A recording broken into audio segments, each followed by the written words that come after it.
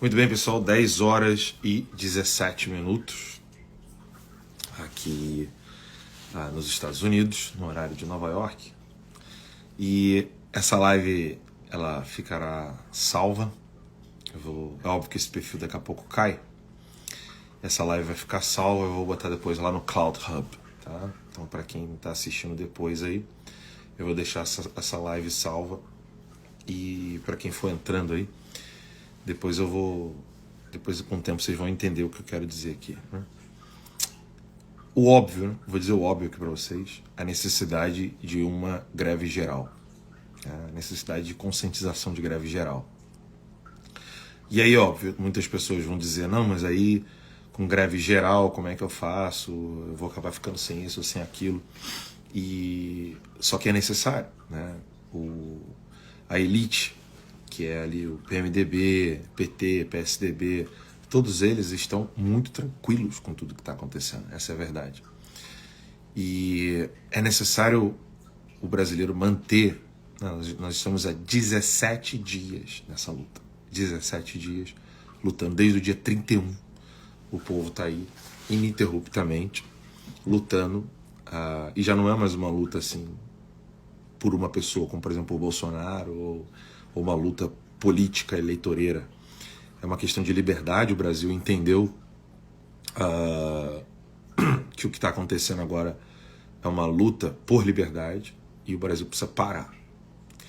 Agora, é necessário entender também o histórico da mentalidade dominante brasileira. E para falar disso, eu queria só que vocês me dessem um feedback se vocês estão me ouvindo bem, porque eu estou de fone. Eu não sei se o fone vai estar pegando bem o áudio aí. E o que tem a ver, né, a mentalidade dominante brasileira com tudo que está acontecendo e por que isso é importante a gente entender? Bem, a mentalidade dominante, ela é aquela mentalidade que a massa, né, acaba tendo como horizonte de consciência, né? Ou seja, o que está diante dos olhos da pessoa como probabilidade de ação, ela é ditada por essa mentalidade dominante. E o que vem a ser então essa mentalidade dominante no Brasil? Por exemplo, quando a princesa Isabel ela libertou os escravos, o que aconteceu com o Brasil? Uma elite, né? Ali aquela galera do monopólio e do oligopólio. O Brasil não era industrializado, então uma elite do café, enfim, dos grãos, acabou tirando a família imperial porque acabou com a escravidão e o trabalho escravo. E eu não estou falando aqui de autores de história, não. Eu pego a minha árvore genealógica, eu pego as cartas da minha família, de parte da minha família, né? Tem um braço da minha família que até reclama do fim da escravidão. Uma parte um braço da minha família suíça. Tem 2 braços da minha família suíça, lá de Nova Friburgo, no Rio de Janeiro, e um deles estava reclamando do fim da escravidão, porque tinham café, né? Então, no Brasil, toda vez que um problema muito grave precisa ser solucionado, vem o tal do espírito de conciliação, com muitas aspas. E o que vem a ser esse espírito de conciliação? É sempre a elite dominante tentando fazer assim, ó, não, calma, vamos baixar a bola, a gente não precisa continuar nesse ritmo que nós estamos. O Brasil todas as vezes passa por esse espírito de conciliação, com muitas aspas, tratando qualquer ato de coragem, qualquer ato de heroísmo como loucura. Então, você tem a Guerra de Canudos, que foi uma covardia sem limite, e aí todo mundo retrata, a elite acaba retratando na literatura, na arte, o Antônio Conselheiro como um homem louco. O que é uma mentira, né? Porque você começa a ver assim, pô, como é que uma cidade inteira lutou ao lado de um louco pela liberdade e pelo reino, né? A Guerra de Canudos foi a primeira vez que a bandeira republicana foi hasteada numa guerra para matar gente inocente, e foi um genocídio, né? Foi uma matança sem precedentes no Brasil, com um povo lutando com as armas que tinha contra parte do exército covarde que foi lá matar as pessoas em Canudos. A mesma coisa aconteceu em 64, a tal da conciliação, durante o período do regime militar, quando o general Silvio Frota tentou dar um golpe em Geisel para não permitir a volta dos comunistas, e tudo isso está retratado no livro do próprio general Geisel, Ideais Traídos. Ele acaba sendo demitido do Ministério do Exército e os comunistas acabam voltando, né? E todo mundo sempre retrata os atos heróicos e as pessoas heróicas como loucos, como extremistas, como exagerados. Então você pega assim, ó, você não tem na história do Brasil um exemplo como o George Washington, você não tem um exemplo como os pais fundadores dos Estados Unidos. Os exemplos que existem, eles são retratados como pessoas loucas. Então o Enéas é maluco, o Olavo é maluco, o Bolsonaro é extremista. E é sempre assim, essa ideia dominante fica na cabeça da massa, né? Até quando eu, por exemplo, manifesto a minha indignação depois de tudo que eu sofri, de tudo que eu ainda estou sofrendo, por muitos, sou chamado de quê? De louco, extremista, etc. No Brasil isso é assim. Vocês precisam perder e se despir dessa mentalidade de que uma ação eficaz contra uma tirania, contra um abuso de poder evidente, ela tem que ser heróica e ela não é uma ação ensandecida, ou seja, ela não é uma ação sem razoabilidade, né?